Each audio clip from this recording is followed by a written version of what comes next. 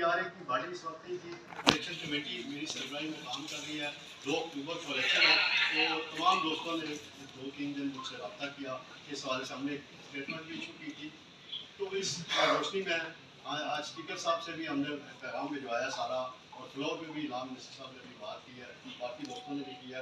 तो मैं मुख्तसरन कहूँगा इजाज़ साहब से कि वो शॉर्ट वर्ड में कहानी बता दें।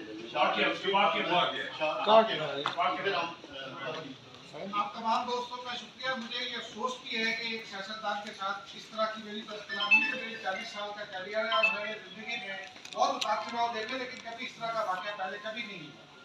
मैंने बहुत लोगों के खिलाफ खबरें दी, खबर हमारी जिम्मेदारी होती है। 24 सितंबर को हम हस्बे मामूल केस कवर करने के लिए अंदर गए और इमरान खान साहब आए, 2-3 बार आए, हम पर उन्होंने जुमलेबाजी की, चले गए, फिर वापस आए। उन्होंने अपनी गुफ्तगू की, हमने उनकी गुफ्तगू में उनको इंटरप्ट नहीं किया बिल्कुल भी, खामोशी से उनकी गुफ्तगू सुनी। जब उन्होंने गुफ्तगू खत्म कर ली, उन्होंने हमसे हम तमाम लोगों की तरफ इशारा करके ये कहा कि आप बताओ आप बताओ आप बताओ। मेरे दौर में कोई सियासी कैदी था, किसी की बहन बेटी को इस तरह उठाया गया था दरवाजे तोड़ कर, तो बाकी लोगों ने वाकयात बताए। मैंने सिर्फ इतना कहा, मैंने कहा कि जी पाकिस्तान पीपल्स पार्टी ये कहती है कि सरफराज तालुक साहिबा को आपने उस वक्त नैब ने गिरफ्तार किया था और आपकी हुकूमत में वो इलाज करवा रही थी पुलिस क्लिनिक में, और चांद रात को उनको उठाकर हॉस्पिटल से जेल भिजवा दिया गया। तो मुझे उन्होंने कहा तुम बकवास करते कोई दूसरा जुमला नहीं। उसके बाद थोड़ी देर के बाद फिर उन्होंने पूछा कि चेयरमैन नैब के साथ मेरा क्या ताल्लुक था, मुझे कुछ नहीं बताते थे ये वो। बाकी सब लोगों ने भी बात की। आखिर में मैंने उनसे कहा कि ये 2 वाकयात मैंने कहा ये तो फवाद चौधरी साहब हमें बताते थे कि ये हो जाएगा तो हो जाता था।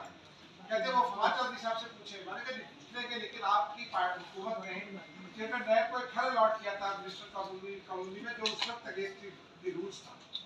उन्होंने मुझे फिर यूं करके कहा तू बकवास बंद कर और तू एजेंडे पर है, तू ब्रीफिंग लेकर आता है। फिर मैं चुप हो गया। उसके बाद फिर उन्होंने एक बड़ी चौड़ी सी गुफ्तगू की। जब वो जाने लगे तो मैंने उनसे कहा कि खान साहब आप मुझे 28-29 साल से जानते हैं और आपने आज जाति की मेरे साथ।